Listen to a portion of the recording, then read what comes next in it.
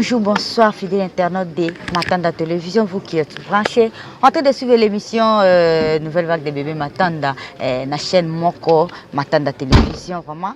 Bino Obozoa mi vraiment nangonga opona kolanda émission Oyo, na memeli bino Oyo vraiment bozo luka mikolo pour yo ka polémique ezo régner na politique, fils Mukoko loba moi parce que ya mesana ko loba na fils Mukoko mesana ko loba lobi aza prophète, a prophétisé déjà avant que makambo ekoma boye pas Jama Kaboun lelo penza auti kolobango nasi na image bolanda parce que exactement un peu koseka c'est rigolant vraiment parce que makambo zo leka na politique na biso vraiment c'est désolé parce que bato baza en tête ya mboka bakokoza na ba comportement o papa na biso Jama Kaboun azo salaté parce que exactement na moment quoi tozo comprendre comédie té et puis donc vraiment ça moi passe muké pour na komona mokonzi komona premier vice assemblée nationale lokola Jama Kaboun ma réaction ndenge wana oye otoboli o brutaliser tout ça babiloko wana mama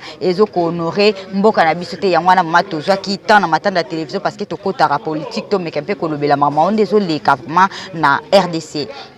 Voilà donc avant na Sabino ba image wana avec Montréal Tita Kamonga, merci à toi, merci à tout le monde, merci à J. Claudie mille fois prêtre, merci à toi Douglas de Liège, les boss de la Perle Noire bien sûr, merci à toi Dadine Sama Richard Nakatia États-Unis bien sûr, donc les boss de l'équipe BC Rich Nakatia Monga Fula, merci aussi à toi coach Baby, merci à toi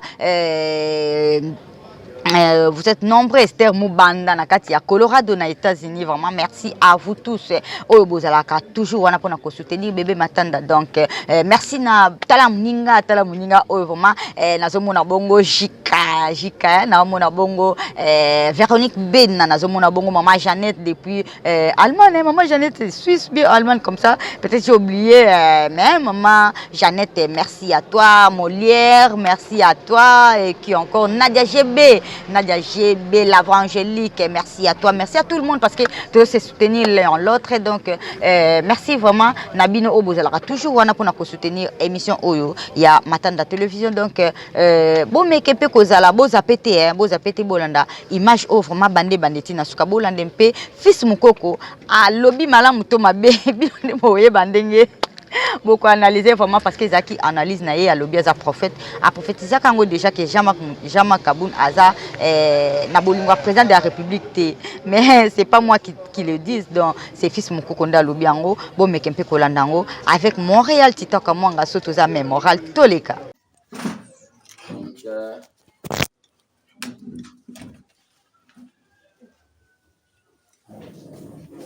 J'ai l'honneur d'être devant vous aujourd'hui dans cette séance de conférence de presse qui sera dans notre langue vernaculaire lingala pour écouter la congolais vraiment jusqu'à moi les premières. Donc c'est fils Mukoko, le gardien du temple de la démocratie, aujourd'hui confirmé prophète politique, l'élève du Sphinx. D'abord, dans notre point de vue, conférence de presse, nous allons aborder deux points. L'actualité du mouvement ABT et on va parler il y a problème Oyo et l'ingaki dans l'actualité mais les actualités et les théâtre de Kingabwa de Jama Kaboun. Dans l'actualité, l'armée des bâtisseurs tissérédistes que j'ai l'honneur de diriger, ABT,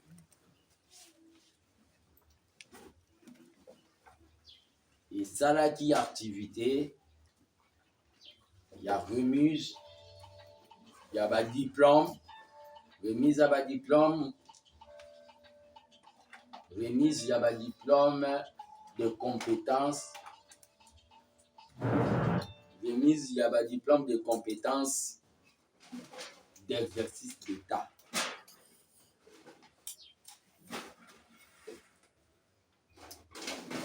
Remise à un diplôme de compétences d'exercice d'État. C'est-à-dire, c'est un travail au Salaki et pas il y a la population au biso tozo benga bazanga bandekoya. Dans le milieu des étudiants, dans le banlieue, diplôme de compétences d'exercice d'État, eza eloko yo tozwaki yango tozwaki tant vraiment depuis investiture ya gouvernement Sama Lukonde ya ko-observer ba ministre ba warrior. Bato bayaka souvent na ba activité na biso bayebi ke l'air banomaka gouvernement ba warrior, l'armée de bâtisseurs qui se redisent et tchaki yango sous réserve. Observaki yango pendant 100 jours. Donc observaki yango pendant 100 jours et après 100 jours toyaki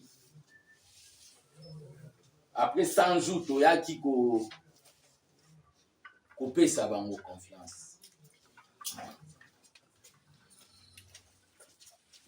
Nous avons commencé déjà à remettre ma diplôme. Nous avons commencé à remettre ma diplôme de compétences d'exercice d'État. Topesa qui ma diplôme de compétences d'exercice d'État et pas ministre d'État, il y a budget Aimé Bonji Sankara. Il y a Zouaki. Maintenant, topesa ma diplôme pour continuer le travail wana. Et ça est loko yo armée des bâtisseurs tiseredistes fils moko ya nango na mizalade to bandaki yango na pasteur Mukuna topesaka diplôme évangéliste de la libération. Bao bazalaka, les images peuvent en témoigner. Et mais bon qui déjà tokopesa diplôme na lobby jeudi na ministre ya sport Chembo Konde Serge tokopesa diplôme lobby jeudi. Il y a eu déjà après tokopesa lobby jeudi. Tokopesa diplôme na ministre na VPM ya fonction publique Liaou. Topesa diplôme na maman Eve Bazaïba Masoudi VPM. Topesa diplôme cette semaine na Luando Mboyogi, ministre d'État. Il y a aménagement du territoire. Donc, on fait sa diplôme na ministre Kazadi Kadiman Zouzi Nicolas Kazadi des Finances. Au monument ambassade, ba FMI Bazongi. Luando, développement dans 145 territoires. Donc, on fait ça. Diplôme na plus Mabulu Mbayou. Au PC diplôme, il était parmi les premiers au bar rejoignant la Union Sacrée, puis travail à doit abattre. Plus Mabulu. Au PC diplôme, na Mouyaya Katembwe Patrick, communication, excellence dans la communication. Mouyaya, donc, correction sur Lambert Mende, donc, à Ozoa diplôme, puis à sa communication en vérité. Tu fais sa diplôme, dans Moulendo Sakomi Aimé, affaires foncières. Tu fais sa diplôme, dans Mwambaka Zadi Tony, ministre à PSP, gratuité. Pendant 18 ans, c'était constitutionnel. Il y a appliqué en haut. Tu repères sa diplôme. Nassamba Kalambai Antoinette, ministre de Mines. Azo Songi Sao Babengi makambo ya mine normal. Tu repères sa diplôme. Na Molindo Nzangi Boutondo, ministre de l'ESU. Tu repères sa diplôme. Na Alingete Gilles IGF. Bah, vous avez diplôme. Les avez diplôme. Bango tout an na kinda ba bureau na bango. Donc les avez diplôme on avait fait un grand travail d'observer. Ce sont pour moi des ministres au bazo s'adapter à la vision du chef de l'État, qui est le peuple d'abord. Maintenant, Tozo Lobela, Ovo, Olio, pour l'angaï, eza coup d'épée d'Arlo.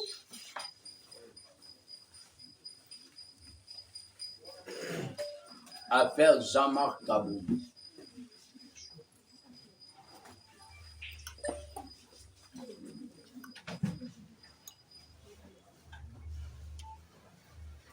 Affaire Jean-Marc Kabound.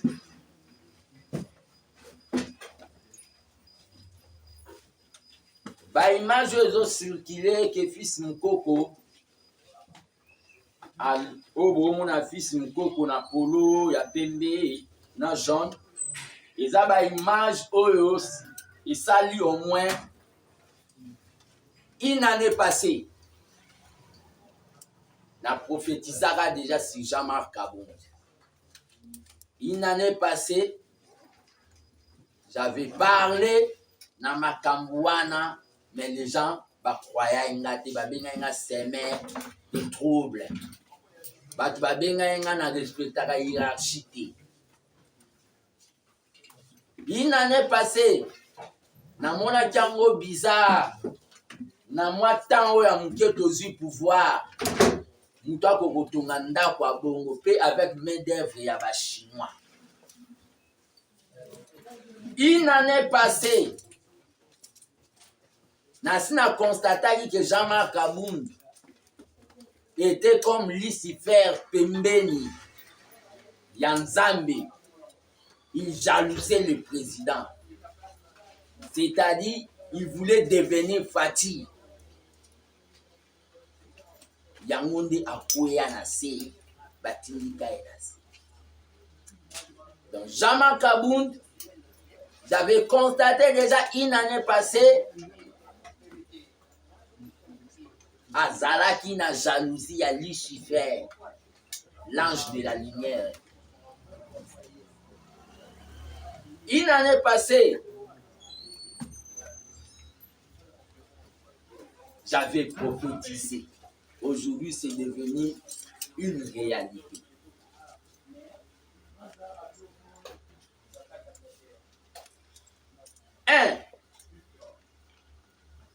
Na bamdaku ya ba modelo tomoni neti ya bato ya Mobutu o basalaka 32 ans na pouvoir ekozanga caméra cachée ekozanga ba caméra.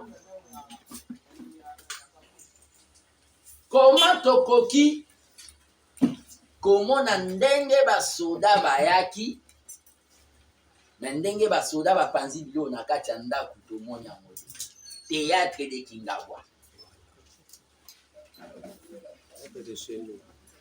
Théâtre de Kingabwa. Ba filmer ndenge ba caméra filmer ndenge basoda bayaki na ndenge basoda basakaje na kati ya ndako image ezali. Kabound apanzi ndako na ye moko po aza na ba contrat moko boye na bato moko boye po basala plateforme prophétie yango oyebi mabe. po basala plateforme moko boye oyo ekobungisa faci na baélection na 2023 asa zwi mbongo kopanza baécran place me wana biloko wana nyonso eza biloko te na mbongo ebele azwi. Jean-Marc Kabound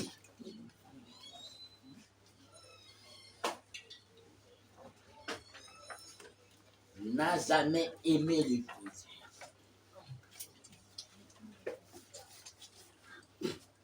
Jean-Marc Kabound avait convoqué congrès à IDPS, c'était sous pression.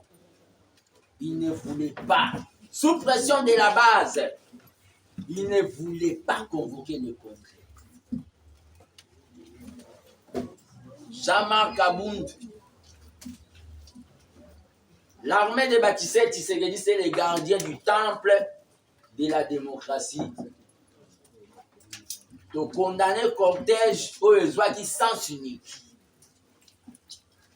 Mais, de condamner violation à domicile, il y a M. Jean-Marc Kabound par les éléments, il y a garde républicaine. Mais Tolobi, à partir à l'élo, nous avons constaté que Jean-Marc Kabound, comme on est connu, Messieurs le roulage. Messieurs le roulage, ndenge mokona secrétaire général de AI, illégal. Il était Azao Babengi, ex-Kadhafi. Messieurs le roulage, Jean-Marc Kabound,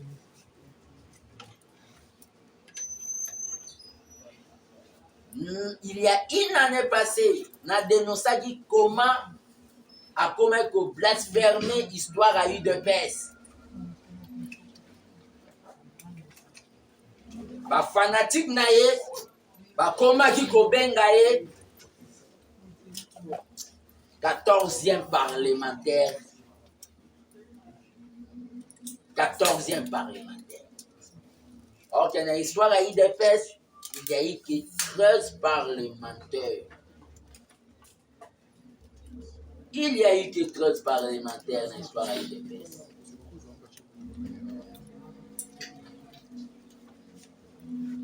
Jean-Marc Kabound, il a clochardisé les combattants à UDPS. C'est-à-dire, situation sociale, il y a des combattants à UDPS, et ça, au Babengi, pendant les pouvoirs égal avant les pouvoirs. Pauvreté à cause de Jean-Marc Kabound. Jean-Marc Kabound.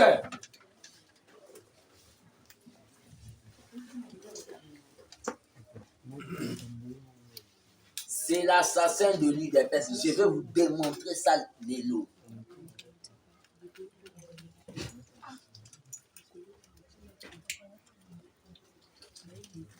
Mauvaise gestion des ambitions. Pose à Moussala ton recommandation pendant pouvoir. Il faut à la fanatique, il y a Jean-Marc Kabound. Ce que combattant, l'esprit libre aux pouvoir. Par secrétaire nationaux, par représentant UDPS extérieur. Oyo balingai ba respecter logique. Jean-Marc Kabound a condamné bango na piaka. A sabota ba représentant UDPS à diaspora. Oh babanda kotinde la biso. Bambongo poto sa la lutte. Oh babanda ko latisa. Les Sphinx. Tshisekedi Etienne. Jean-Marc Kabound a mona bango ni ba papier hygiénique. Jean-Marc Kabound, la résistance on a gardé du temple na Salelae. Il a appelé des militaires, Bataka résidence, il y a Sphinx. Nous parlons à Maman Marthe. Jean-Marc Kabound n'a pas de respect vis-à-vis de la famille présidentielle. Mais c'est le roulage Jean-Marc Kabound est en train de rêver. IDPS le Kotarana se tomboli likolo.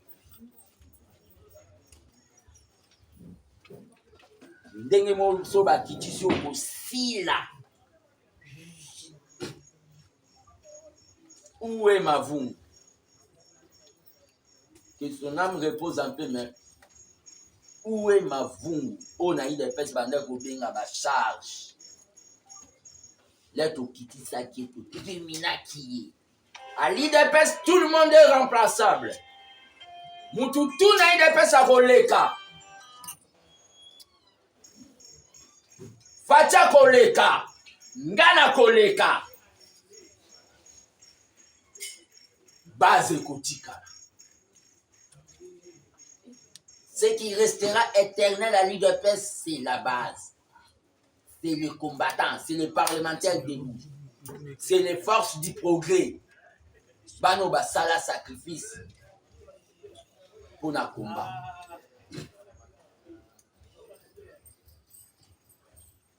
Jean-Marc Kabound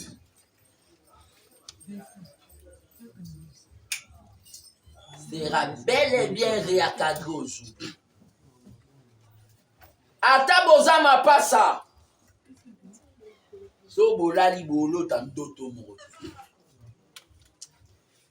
Ata bozama pasa. So bolali bolo tandoto mo. Tombola pe kitisa. Et le kotarana se et matisi likolo. Où est Mavungu? Que son âme repose en paix. L'air à bunga et to kitisa ki.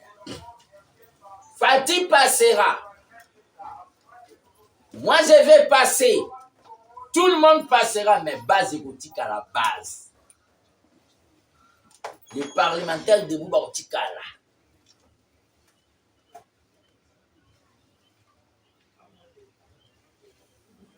Jean-Marc Kabound. Yena acolyte nae Kabula. Ce sont des assassins. Il y a eu des pèses. Comment un parti politique qui fonctionne chaque jour et livrera la carte des membres. Comment un parti politique, Batou, ils ont fait l'escroquerie à ciel ouvert. Batou Batigana ba récit. Bazwa ba carte. Azwa mbongo nyonso akenda nango kosa campagne na ye kwa bima député. Jean-Marc Kabound m'a interdit et tant d'autres combattants pendant 3 ans, personnellement pendant 3 ans, Nakota na siège à participer. Jean-Marc Kabound, il a tenté, mais c'était mesure morobo et simbati. Étouffement nanga en montant contre moi quelques communicateurs faibles pour ma image ya gardien du temps. Jean-Marc Kabound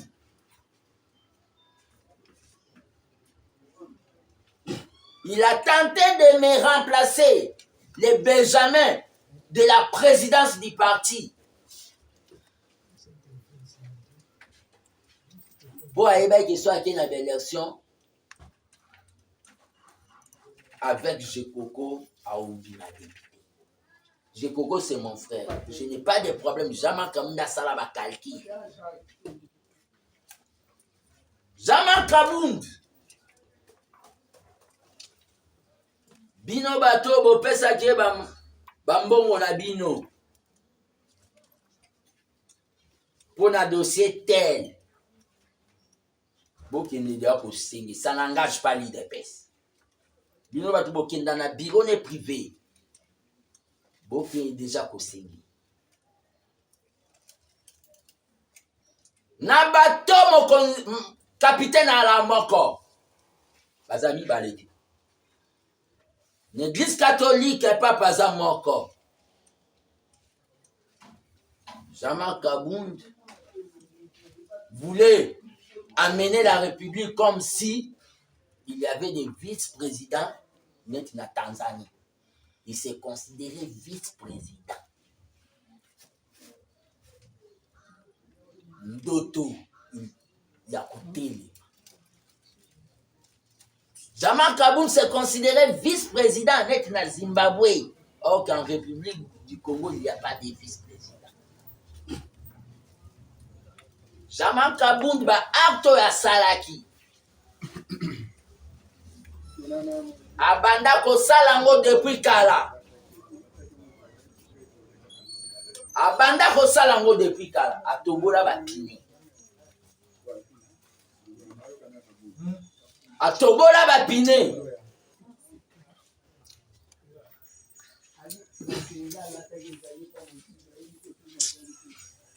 Atobola bapine.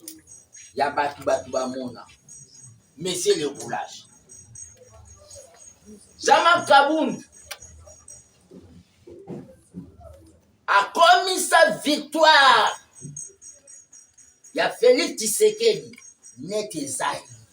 Qu'est-ce que Jama Kaboum a fait pour Félix à comment la pouvoir?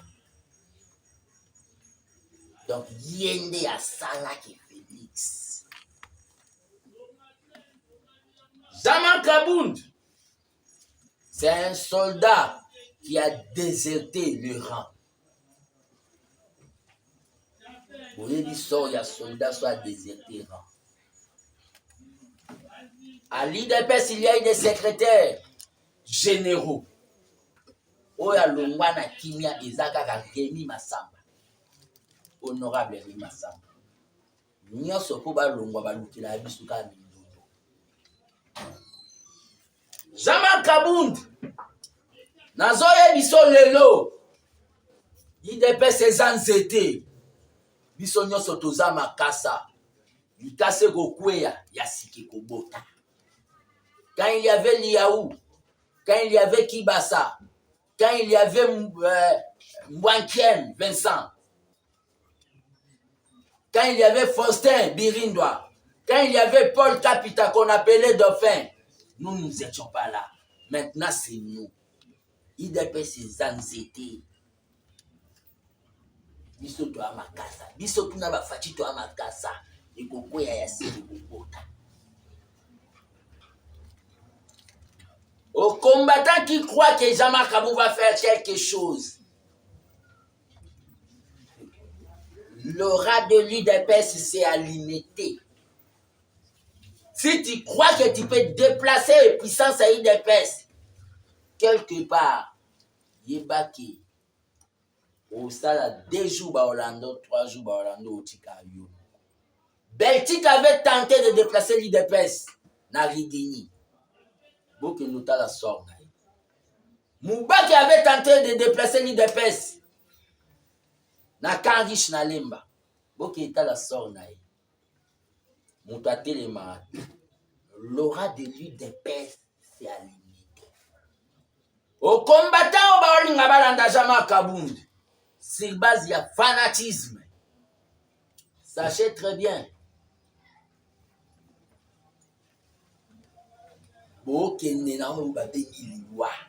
Politiquement. Vous savez le sort de combattants Balandara Chibala. Vous savez le sort de combattants Balandara Chibala. Basuka Wapi. Tant que gardien du temple de la démocratie. Na ABC na base nyonso ya IDPS. Bon, observez. Ne faites pas la violence parce que nous sommes des non-violents. Batoyo Bakolanda Kaboum botiki la bamota. Pour ça, en violence. Peut-être l'ignorance. Baozonga na raison neti bato balandaka sami badi bangana bao balandaka Tibala. Si les gens ont eu à respecter Kaboum, c'est parce qu'il était avec nous. Celui qui n'est pas avec nous est contre nous. L'Union sacrée, c'est l'idée de M. Félix Tshisekedi. Zama Kabound comparé n'est pas raison. Parce que Kamere était dans le Parlement, à l'ongwa PPLDA Sali INC, Ngapé Lokola Naza na Parlement, na Olongwa, na Osala quelque chose si c'est décision finale. Comparé, tu n'es pas Vital Kamere les pacificateurs. Kamere c'est Kamere et toi c'est Kabound. L'IDPS qui ne livre pas de cartes, mais na parti politique nae, Oyo, abandai ko préparer déjà, ba livra ba carte biométrique. Mais dans les partis, il n'y a pas de cartes. Vous voyez comment ces messieurs tuaient les partis. Zama Kabound, il est de genre de personnes au balinga bakinoate.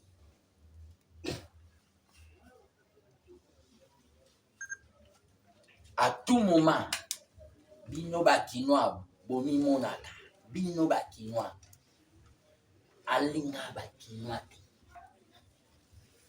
C'était un complexe. C'est un complexe.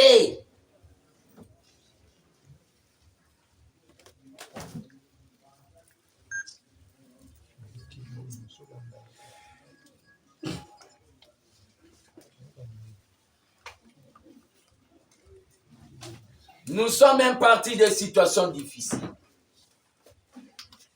Mais tu maîtrises ça. Nous sommes un parti de situations difficiles. Balobana français, hein? Pour voir les visages d'une personne, il suffit d'attendre que les temps consomment les masques qu'il porte. Pour voir les visages d'une personne, il suffit d'attendre que les masques consomment, que les temps consomment les masques qu'il porte. Il a fallu du temps pour bouillir les masques au Cameroun. À l'attaque. Zama Kabound.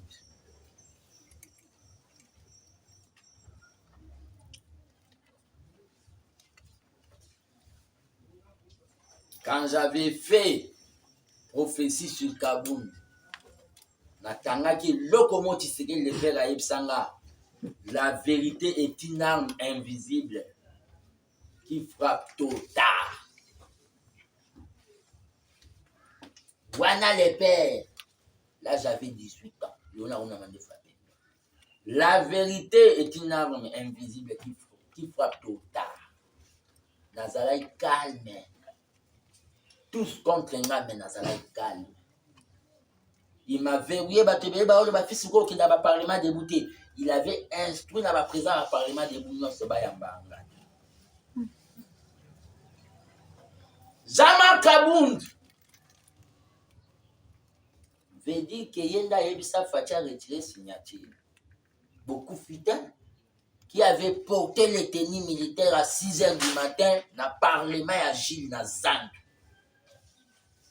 Pour dire Fati retirer signature ou bientôt Longolo la partie Nabiso. Et Zangaï n'a pas parlementaire. Lui, il est venu récupérer la situation à 14h. Les pinés au pédanalité. Qu'est-ce que Jean-Marc Kabound a apporté pour que Fati soit au pouvoir?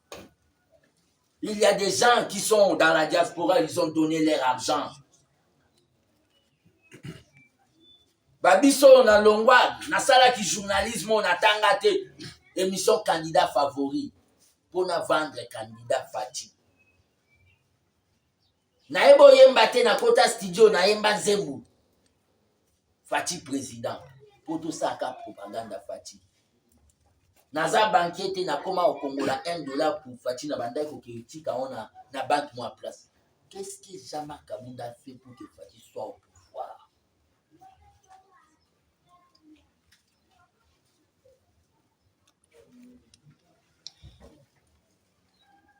Nganga oyo okendaka obomba mokonzi ya mboka ndenge bangondu babombaka Mobutu kisi na ye esili lelo.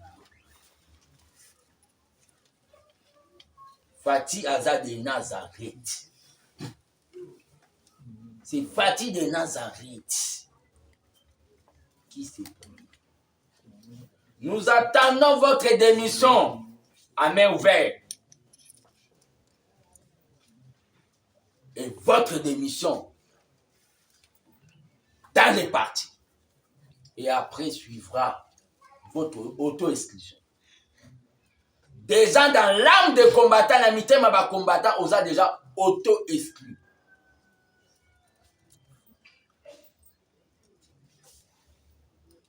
Na prometaka oki na ulongola kao UDPS. La prophétie il y a une année. Le longo auto-exclu du parti. L'IDPS, l'Union pour la démocratie et le progrès social.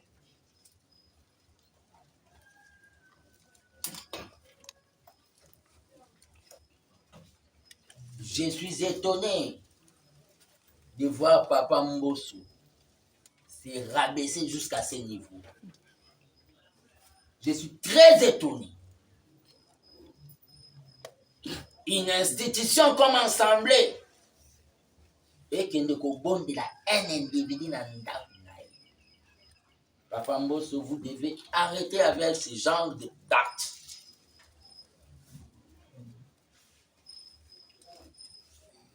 Ok. S'occuper de la loi, de la budget, pas d'ingérence, il y a pas problème il y a eu de peste. Dans l'union sacrée, il y a des compétences. On va remplacer Kaboum dans le poste. S'il vous plaît, Papa Mbosso, avec tout le respect, pas des ingérences dans la politique nationale de peste.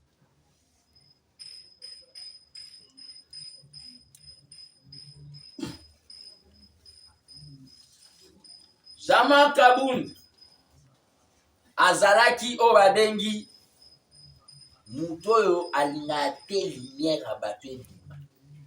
Koboma ba lumière.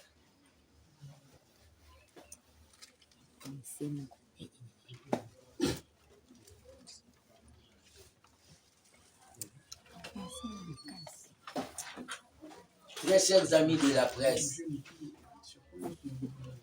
aujourd'hui je vais finir. Il a déposé sa démission. On attend ça. S'il ne dépose pas la démission, je demande aux députés de l'Union sacrée de prendre leurs responsabilités. Va destituer, il sera humilié. Il sera très humilié qu'il dépose sa démission. Il a trahi.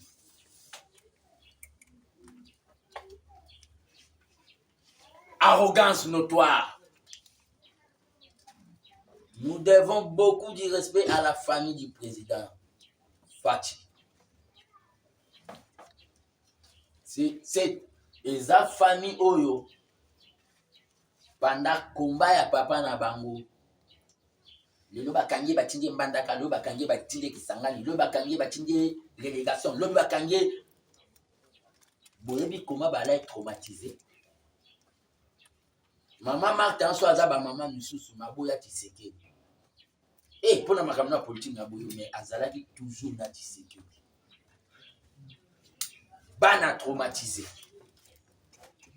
Bande kwa Fati ba Roselyne Mbongo ba Daniela na poto balindaka te kokende pour chasser par ba bengi pouvoir.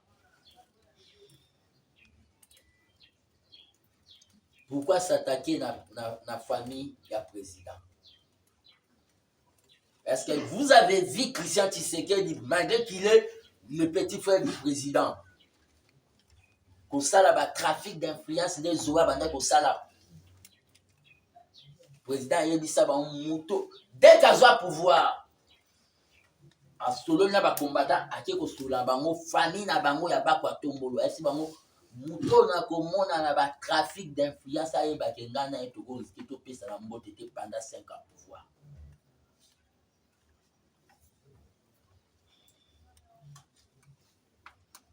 À tout moment famille président soki famille na bino bakabunda ezanga identité jalousie na famille ya bato mpo na nini créer identité ya famille na bino ndenge ngai nao créer identité ya famille ya bamokoko yoka kosatake na famille ya bato mpo na nini Jean-Marc Kabunda. Très chers amis de la presse, IDPS sans Kabunda, l'IDPS continuera. Toza na besoin ya bakonzi oyo bakoya. Peut-être je serai aussi candidat parmi bateaux pour diriger l'IDPS parce que j'ai une vision pour diriger les partis.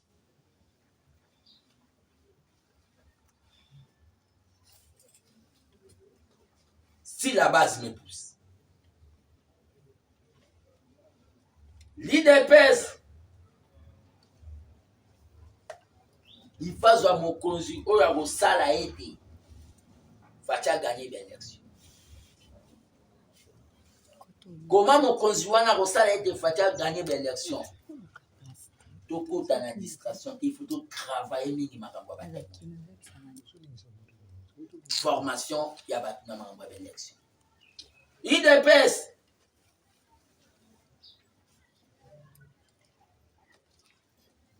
il faut se doter. Il faut faire ça IDPS, imprimerie ultra moderne pour préparer la visibilité de la mission. IDPS, il faut créer au Babengi. Qu'est-ce qu'il y a sécurité sociale, il y a des combattants. Misère et de qui m'a cassé. Pas la bon à l'État, dans l'organisation. IDPS, il faut ça là où à Bengi. Dans chaque fédération, télévision et radio, il peuple d'abord. IDPS,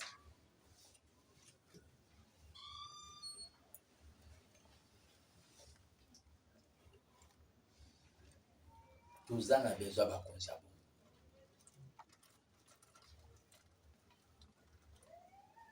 Jean-Marc Kabunda.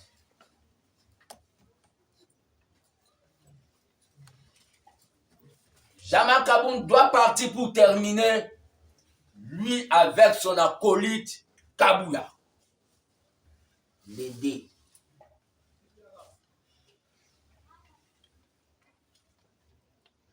Kabouya, Corbillard, va secrétaire général. On a mis Jean-Marc Kabunda. Très chers combattants,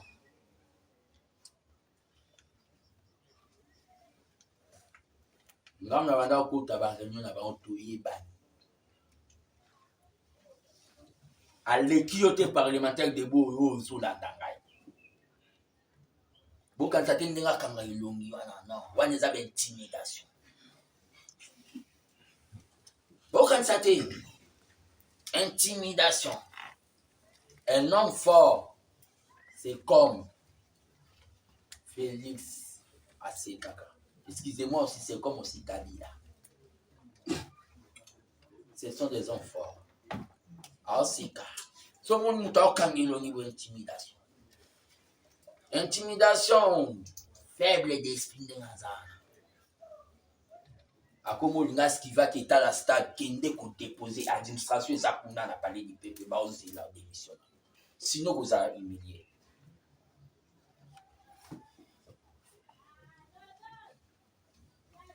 Au moment où le peuple et les combattants de l'IDPS, il faut pas focaliser dans le dernier virage au Tozanango 2022, après qu'il y ait une élection, tu veux distraire et pour diviser les combattants. Tu viens traumatiser les combattants.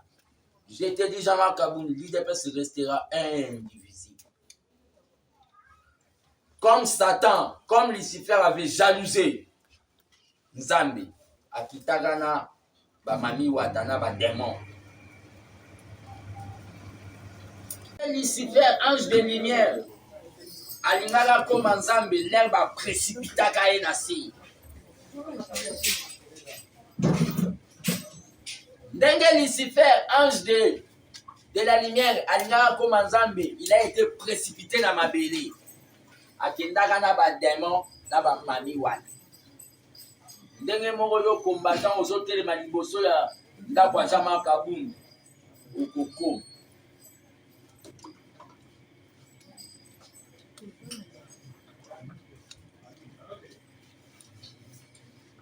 J'ai dit et je vous remercie.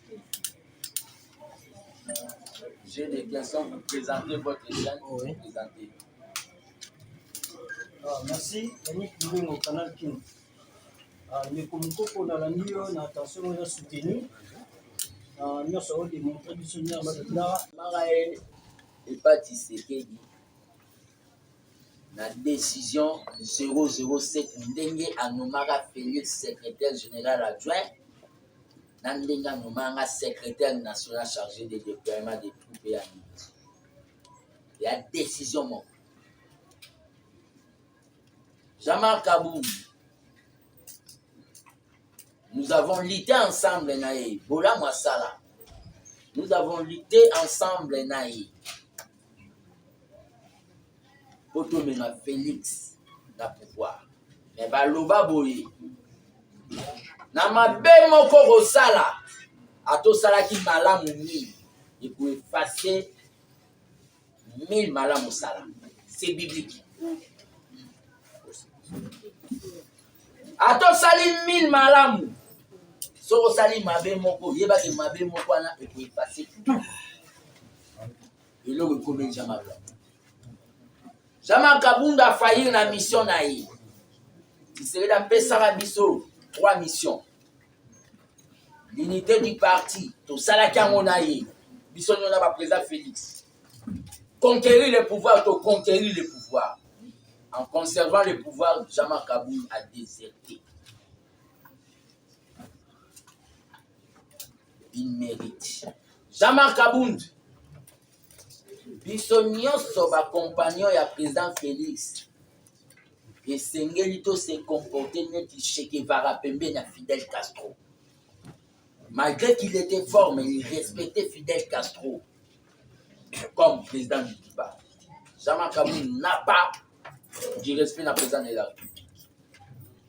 Et Jean-Marc Kaboun, dans une situation nayo a commis Moula Joana, que Simba, garde républicain JR, a Meta qui déjà président na Obabeni de sécurité, le président et sa famille. Ceux qui sont ba soda ba tombokaki, ba bita ba ta parti na attentat déjà ko buka barrière ya sécurité président. Ceux qui sont ba soda ba tombokaki ba bi parti ne comme ça ba biso pas mitiner le coup d'état. Tout notre souka. Réponse à toi. Merci beaucoup, Mboka. Ici, Coco. Ils ont Armand Mumbilai, Expression 26 Télévision, émission Libre Expression. Autre Koloba, on dit que la bouquet est vraiment, et autre Koloba qui non, Jean-Marc Kaboun et pas il y a Félix Tshisekedi, avec quoi Lucifer, Azali jaloux, avec quoi envier poste à mon konzi Mboka. Mais au Bosani, Bitumba, Jean-Marc Kaboun a sali, Nandegi a Bunda qui pour le taux de l'union sacrée. Ça veut dire que 520 gigas. Moto a sali à Bundé Téléo comme la majorité parlementaire. Moto a tenu même Katumbi na bemba la réunion à 4 personnes pour le président. Bemba na Moïse Katumbi parce que la union sacrée va poste va soutenir va poste abundi pour que l'union sacrée la union sacrée mais au Bosani union stoana au benga est jaloux et mon konzi Mboka. Le point qu'il y a c'est quoi? L'union sacrée est l'idée à mon konzi Mboka. L'union sacrée batu baya yango po ba mona di sincérité pa mon konzi Mboka.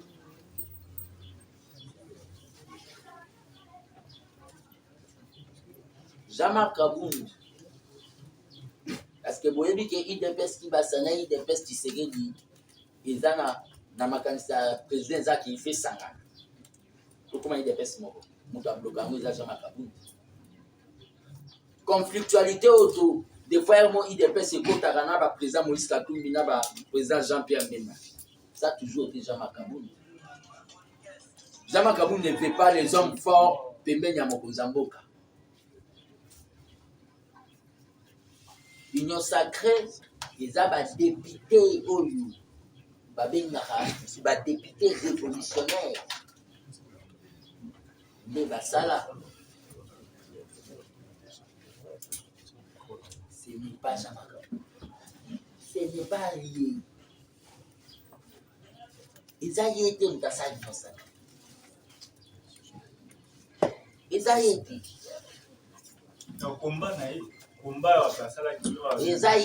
C'est le combat de tous les combattants. C'est le combat de tous les combattants. Ouais, bonjour, je m'appelle Titi aujourd'hui. CPI qui branche RDC qui s'est de Sakarambois. Donc, office Moukoko, c'est la première fois qu'on a participé à la conférence de presse. Mais pour parler, on a posé des questions, deux, trois questions. Il y a l'Iboso par rapport à deux points au lobby. Il y a ADT, tant que la démocratie, le tuyau. Donc, on joue le bas, on a partagé Malubanayo. La majorité va passer contre le ministre de ce diplôme. On a dit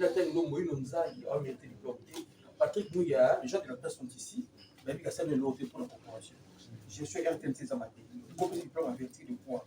Moi, nous avons dit à celle arrêtée beaucoup de bâtiments pour le corps dernièrement. En vertu de quoi ça va bon au diplôme. C'est comme ce qu'on voulait.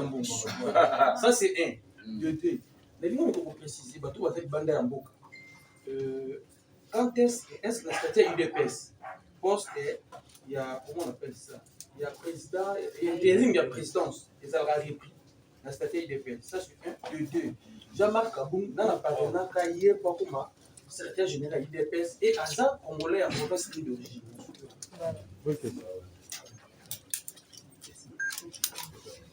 D'abord, par rapport à diplôme,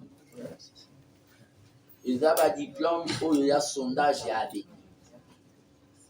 Tout ça, dans couche vous ne pouvez pas engager unanimité, ça la raté la vie.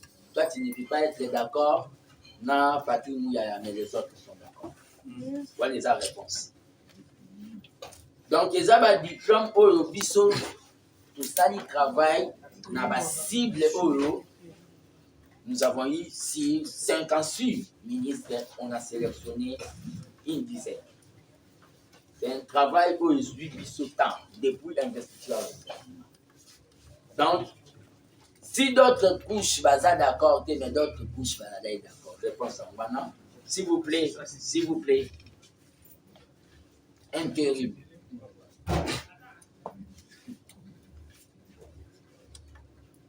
Violation statut UDPS. Mandat spécial.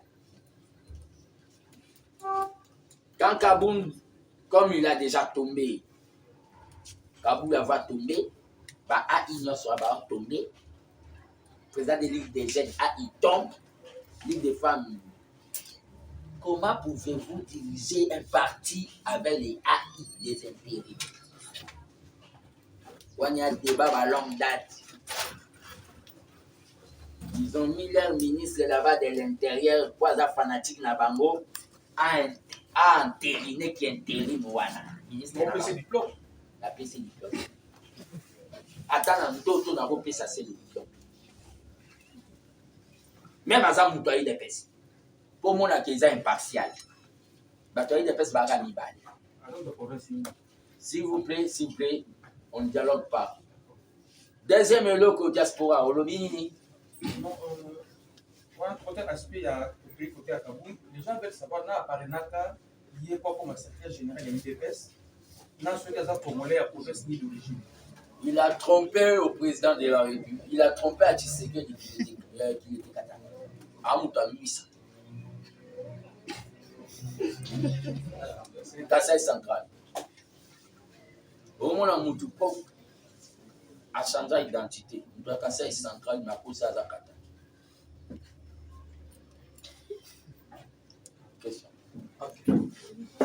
Fils Mukoko. Moi, je suis témoin. Volume, s'il vous plaît. Volume, s'il vous plaît. S'il vous plaît.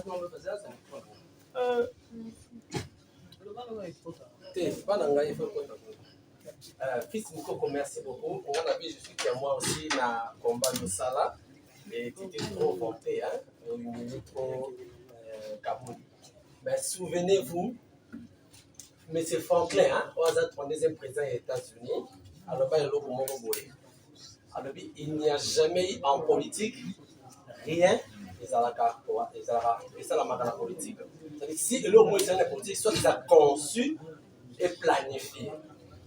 Mobutu a créé son opposant pour se maintenir au pouvoir. Kabila a créé Kamere pour se maintenir au pouvoir. À combien de plus fortes raisons, Félix a créé Kaboun pour se maintenir au pouvoir pendant que M. Tokomi Bomana, il crée son opposant pour le contrôle.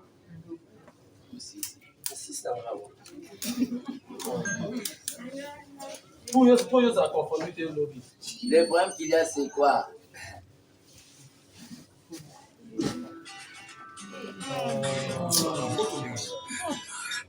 Vous avez surestimé trop Kaboun. Vous surestimez trop.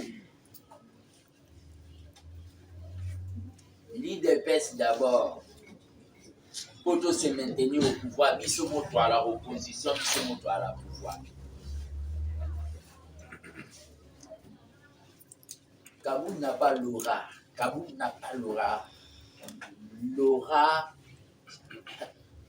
nationale, il y a comme opposant. Il n'a pas l'aura.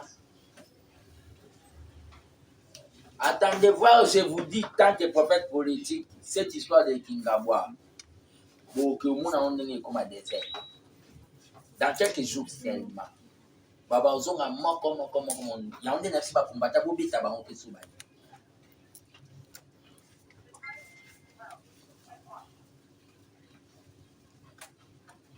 Je ne suis pas vanté. Les gens savent. Depuis les pères. Au monde il y a $1 par Yafati. Au monde il y a $1 pour le président. Il y a eu des gens qui ont 20 millions. Au monde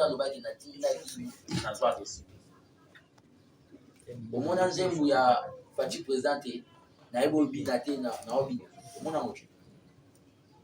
Au moins, émission candidat favori, les Amarambo et Salama.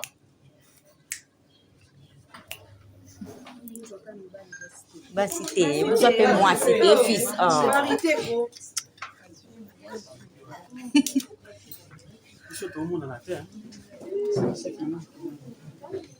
Il faut pas mon local. Merci beaucoup, Dorian. Question là, Isaac, par rapport à votre projet, on dit que ça s'est là.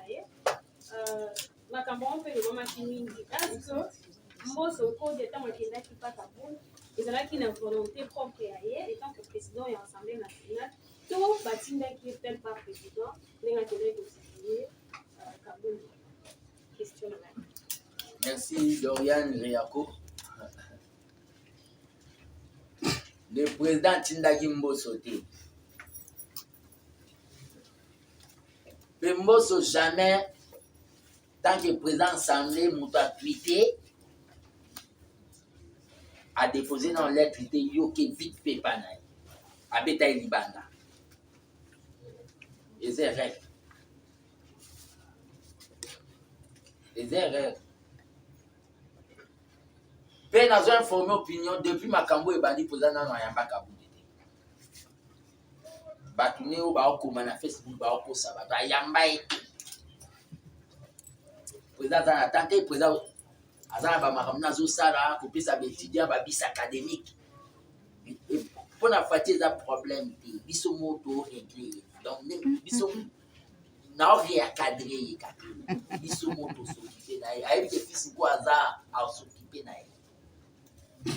aza kokuna te ana bafaire d'état akolanda motu mo te oyo papa mboto asali eza evere asuka na makambo nini ya baensemble kuna akotala makambo na biso ya idps te. Voilà, merci Shazak Balabe lequel après toye awa toye atoka Shazak Balabe lequel Bulman fils moko kolanda maloba ndo lobi awa kolanda maloba na depuis beneti suka on dirait eza compte ça va loko ozali na kanda baboya okota parti baboya opusana kuna lobi moi aussi j'ai l'ambition de diriger les partis, c'est-à-dire que yo mo soutenir départ ya Kaboul po yo pe au succéder bango na Kaboul ya ndongo lobi awa po Kaboul atikali koloba jamais na longo IDPS alobeli kaka bisolo ya démission ya poste na ya premier vice-président de l'Assemblée nationale. Et puis jusque là il n'y a pas eu un communiqué officiel ya bakadre to pe bato misusu toyebi à part bato bazoloba. c'est bon. Groupe parlementaire ya IDPS groupe parlementaire ya IDPS c'est le lobby sur la radio et le lobby a déposé des missions dans une noté pour signer les pétitions dans une radio de la place. Communiqué officiel, il y a eu des personnes. Vous croyez que Kaboul a fait faire une déclaration contre Kaboul? Son mec. Vous croyez ça? Même au Tchélé, Moundou qui a le bâti pour Bayebi, Bakopo, Bakoma Kosala, il y a lié ça Punda Memayo. Bakop, n'a pas eu mafia, il a dit tout ça. Bayebi en haut. J'ai dit, je vais postuler quand il y aura assise, congrès ou conclave. Je vais postuler si le combattant la base me le demande. Si le combattant me le demande. Je crois bien que je réponds. IDPS c'est un héritage qui serait la tiki la biche. Moutou azolinga bon héritage wana na zo obligé na occupé koza na un visa. Nous avons passé toute notre jeunesse dans l'IDPS. Tara, 17 ans. Je vous demande de frapper. Ce qu'il y a au Bobelo, là, c'est bien. La personne a Kaboul physique, mais n'a pas tension, n'a pas haine. Deuxième élo au lobby. Autant de secrets. Secret. Politique. Qui va avoir secret, il y a président Félix. Union sacrée, c'est Kaboul. Ceux qui va avoir secret, il y a président Félix. On a mis les balais ensemble avec le Seigneur. Ceux qui ont mis ça au à l'ongwe. C'est qui est connu au Babengi, le Kouta. Nous sommes dans la politique. Non. Dans la IDPS, mais il est pour nous le président qui est conseiller nous basé improductif, ça la bien il faut remanier la présidence de la République, il faut nous le pays IDPS dans nous on a qu'à IDPS. Wane comme qui veut sortir l'accuse de rage.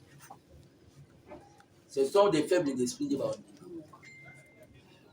C'est que d'État. Et dans les Kaboul, il y en a Kaboul, des Bazana, Kaboul a au début, pour bana ba secret ba cop là-bas. Au basara, na ba bureau là-bas.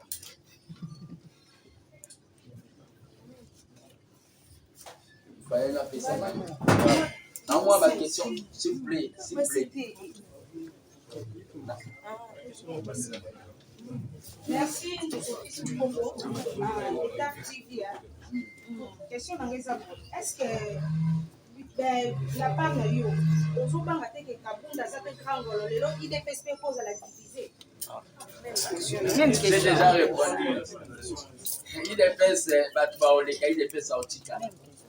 Balia ou baleka, bamwanke baleka, natangi ba grand nom. Ngapé na oleka, Félix, je ne sais pas oleka. Ne posez pas la question. S'il n'y en a pas, je prends les trois, s'il vous plaît. Merci beaucoup, Esther Boueka, HM Télévision.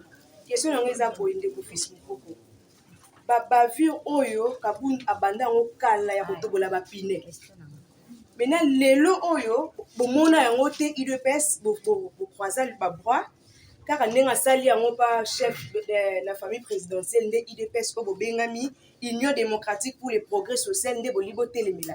Deuxième question eza koyeba mu sotali na Twitter na ye message na ye eza démission na premier vice-président ya Assemblée nationale. Mais ça n'a parti parce que jusque là azo soutenir qu'à parti. Maintenant pourquoi Pino bozo obligé à démissionner pour la parti? Ouais, mais déjà dans répondre à la tweet na ye o ya mi bala le page d'histoire à Sika et Fungwami. Mais on soutenir toujours parti le page d'histoire à Sika et Fungwami. Mais ça makanisi na bino makanisi na ye. Des fois pour na makambu oyo makanisi na yo azala na mokala la décision finale. Pour na oya tobola ba pinele o ba IDPS. Les abats fanatiques n'ont pas gardé silence, pas bien gâté l'union pas beau. Attends, roulage, mais ce qu'on a connu, mais c'est le roulage. Oui, des fois, dans certaines situations, quand on est silencieux, et l'important qui nous a fait, Madame tout comme nous ça la même si tu vas garder silence, tout va garder silence, le but qui va faire. C'est des trop. Excès des aides. Conflit n'a parti pas au bengi basoda, au tindi basoda, tina le pan watisege de l'épée. Vous avez respecté, dans le pan maman. Au monde à monter.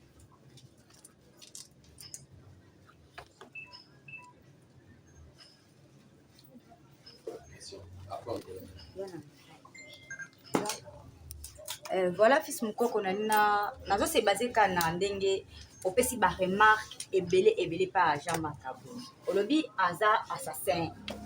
Aza amte mama belinga président de la République. Eza remarque ya fils mukoko combien ya président de la République. Président de la République tous ces temps 3 ans avec Jean-Marc à côté. Aremaka et l'autre. La conférence de presse ici, est-ce que ça Félix Mpassalia?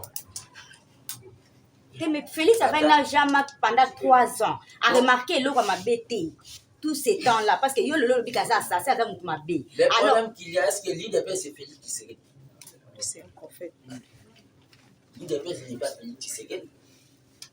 L'IDP c'est Félix Tshisekedi, c'est Fils Mukoko, c'est les parlementaires au début, c'est les forces du projet. Allez sonder là-bas à l'unité. Vous verrez que c'est Marco Nazo Sala, ils ont opinion des milliers. Kabunda dédoublé la fédération. Il y a eu des pèses.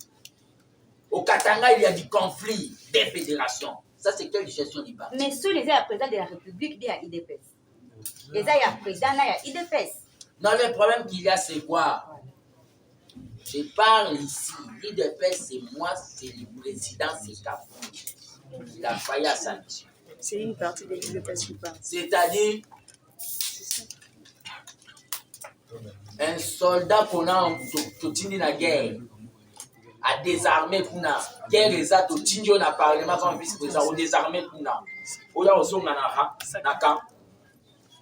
C'est-à-dire, il est spécial. Il faut démissionner pour l'IDPS. Merci, vous venez là de suivre les images. Image et lobby, donc pas trop de commentaires parce que image. Boyo qui fils Mukoko, quitte à vous d'analyser si vraiment à en raison ou bien à tort, mais quelque part surtout talibien à zapper na moi raison naïe parce que fils Mukoko na jamais bakoma nya una pukunde to le ba mais nya una puku bakoma moi koyo kanet titaka moi soza d'accord na nya una puku bakoma yo kana mona titata la moi ba image en moi trop mais fils Mukoko na jamais que zalaka kita benda tika jamais alobi na fils Mukoko koma na 10e rité boy marame belé mais vous savez beaucoup kolanda wana vraiment fils Mukoko yemuka mekempe ko expliquer bino comment ça se passe comment Jean-Marc Kaza donc minga olobezate parce que bolandi na image. Merci à vous qui étaient branchés ce côté pour suivre l'émission Nouvelle Vague de Bébé Matanda na chaîne moko Matanda télévision donc merci à vous, merci vraiment parce que vous êtes nombreux. Merci à toi Jiklonji, 1000 fois prêtre, Dadou Doukala de Liège, Dadine Zama Richard depuis États-Unis, Esther Mubanda, Bibiche Kalao, Nakati ya Anvers, Motema ya allez kutombuka na kati ya Anvers papi ibula voilà donc on a papier té ba kombo na ezokima un peu bo excusez ngai merci à vous tous et donc na ibike bokozalaka toujours wana botinda ba o ba s'abonner na té ba aimer ba s'abonner ba commenter et ça vraiment bien na chaîne Nabino Matanda télévision. Merci à toi Tita Kamwanga Montréal, merci vraiment pour na ba image kitoko tokutani mbala sima na chaîne oyo. Ne zappez pas. Merci.